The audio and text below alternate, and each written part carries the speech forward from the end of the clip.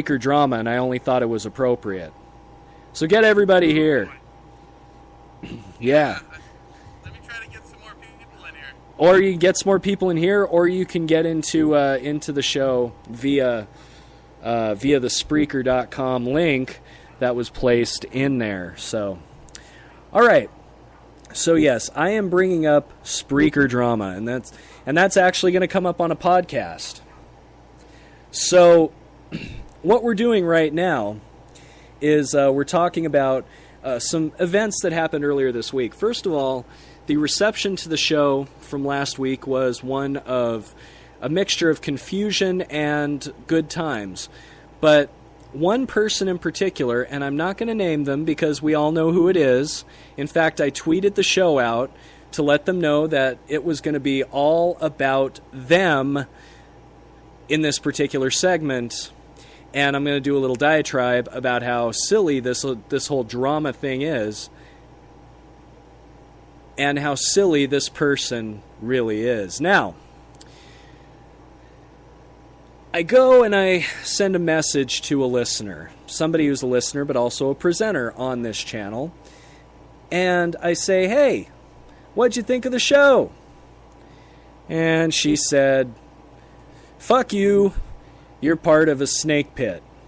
Now give you guys some background if you're listening on the podcast. Let me give you guys some background here.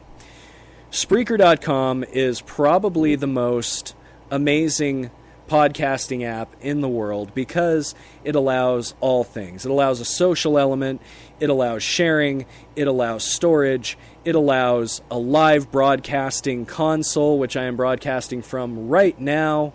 It is a wonderful, wonderful thing, and thank you to those wonderful Italians who created it. I do appreciate you because you are giving me the opportunity to do what I love to do right here on Spreaker.com. It is worth the money, ladies and gentlemen. It is. To be able to do so much. For an audiophile like myself, I can put on a good show, and it's worth it. Everything is worth it. So I send this message out, and then I'm told I'm part of a snake pit, and that snake pit is called Discord. Discord is a chat feature that is... It's basically it's a chat room. It's a chat feature that you can talk, you can speak, you can do all kinds of things on this platform. And I'm looking at fallen Spreaker stars here. Looks like Jeff Ockley's is there. Jeff Ockley's, are you there? Okay, nobody is there. So we're going to cut down on that there. So basically I tell her, I say, look, okay, you want truth? You want truth? Here's what I think of your show. I think it lacks in entertainment. I think it is boring. It is boring to listen to you for 5 hours, talk to people who are basically kissing your ass and making you feel like you're worth something. It just sickens me. I think you're a great personality. I told her this. I think you're a great personality. However, your show is just not my thing. I don't like to listen to you playing with your cat. I don't like to listen to you, talking to you. I didn't even talk about you. Catechus, go find me a mouse. Fucker. Anyway, so I basically tell her what I feel about her show, and then she goes on to a chat on Spreaker and says, how dare he say something bad about me? How dare I? The indignance in her voice, in her digital voice, in her typing was amazing. The indignance, the sheer and utter narcissism, the sheer and utter full of her selfness, for lack of a better term, was amazing. She unfriended me, took me off all platforms. Wait, what did I say to what, Darren? That's all you said? Well, I basically told her, I said, look, here's the deal. Your show is not entertaining for me. Your show is, yeah, it's not my thing. That's basically what I told her.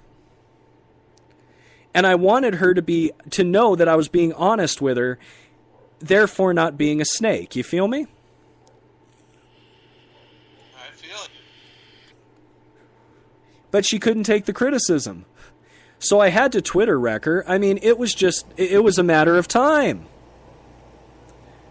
So I go on Twitter and I say, apparently somebody can't take rejection. By the way, she hit me with the lines, tell me when you reach 150 live listens. Oh, 150 live listens.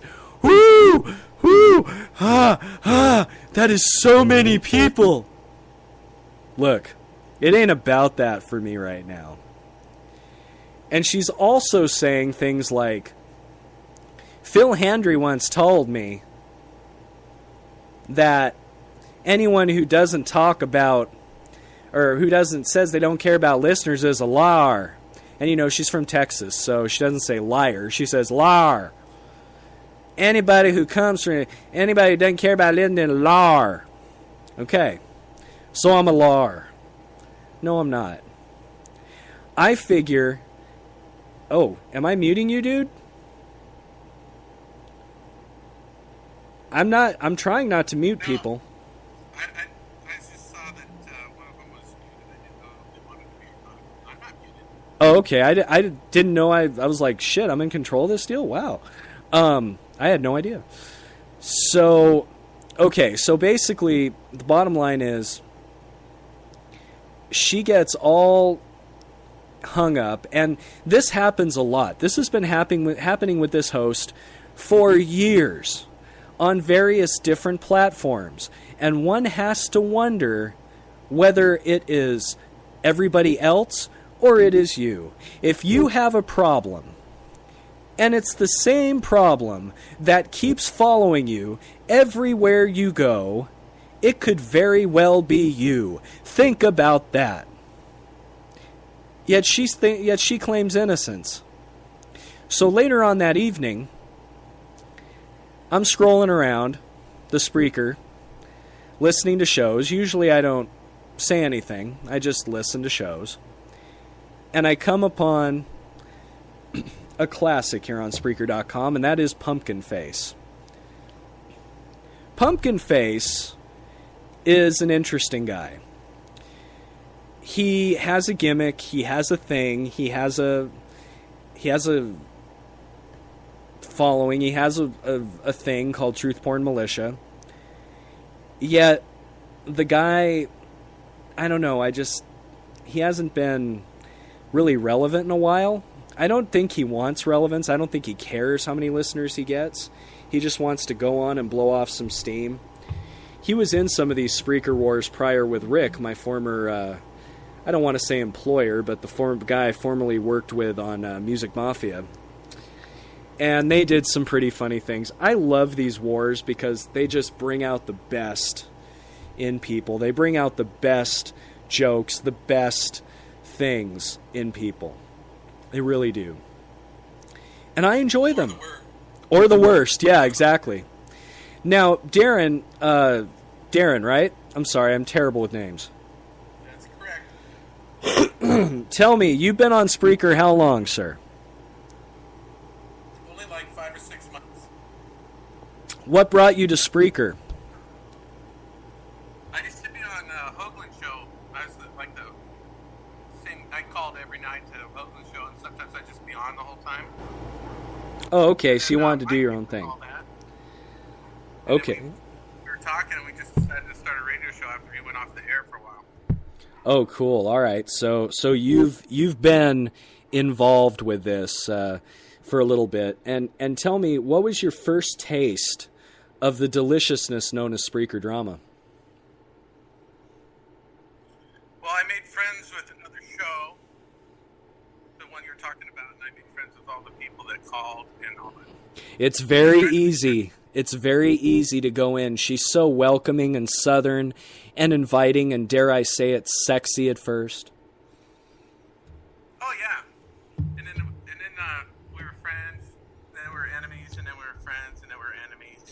friends. Wow. The revolving, you know what that's called? That's called the revolving door of friendship. And that has been around forever. It's kind of fun to listen to. Yes. If it's not me that's hammered. Yes, absolutely. Absolutely. And so, okay. I'm saying you're very low on I'm seeing you're very low on the Spreaker thing because I'm holding my phone up to the microphone and I'm trying, man. Okay, I'm trying. I'll try to get a little closer. All right, cool, man. So, okay, so how did this friendship and how did this back and forth go on with you? Well, she just doesn't trust anybody that's really over friendly, she said. I was just too nice, and I was too nice to her friends, and I was just trying to trick them into thinking I was a nice person so that I could take them away from her show, I guess. How pathetic is that, really? Let's look at it. I mean, how pathetic is that? You're nice to someone, you say, hey, how you doing? And it's like, get off my lawn. You're like, the fuck, really? What? I'm not trying to, that's just pathetic. It's sad and pathetic. Well, how can you convince somebody you're a nice person besides being nice to them? I mean, there's nothing else you can do. You know what you can do? She would be really, really happy if you told all of us, a.k.a. the Snake Pit, Stabby, and Apocalypse, and everybody else to just fuck off. She would love that. Yeah, maybe. And that would prove your loyalty. Yeah, that would prove your loyalty. But I think, doesn't that hurt your head to think about all that and just be like, God damn, what? Why? Why are you doing this? It did before. And then I talked to people that knew her for 6 or 7 years, like Stabby, and he explained it. And take it personal. Right. And what was Stabby's? It's so hard not to do. Yeah, that's true. I told you, man, I got doxxed like heavy. And I've crossed the wrong people. And, yeah, I know exactly what you're talking about. But the most freeing thing is not giving a shit. It's the most wonderful thing. Well, I'm trying. Yeah, it toughens you up here. Spreaker toughens you up. It's probably good if that's what you're looking for. Well, yeah, it toughens you up. I mean, but it's only a certain part because 99.9% of Spreaker is boring as fuck. It's just people going on like, hi, my name's Joe. Let me play some copyrighted music that really blows. That's all it is. Yeah, I haven't listened to a whole lot of shows, really. I've just been so busy doing ours because we do it every Friday and Saturday usually. Oh, yeah. Are you on later tonight, or did you do it earlier? We're supposed to be on at 9, and then I think we're going to try a Discord show if we can get it hooked up at midnight. Okay, cool. That sounds good, man. That sounds good. What part of the world you from, man? Salem, Oregon. Ah, okay. So you're on the Western time zone, such as myself. So, okay. So let's dig into this. Did I do anything wrong here? I don't think I did. You were just in here talking to me about Spreaker. That's all you did. That's being in here, probably. I don't know. Yeah, just me being the snake bit. Yeah. Because I don't get bit by the snakes, then I'm doing something incorrectly, I guess.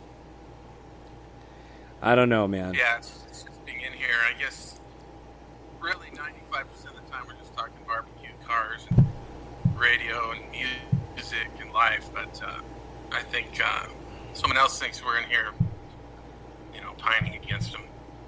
Which is sad and pathetic, isn't it?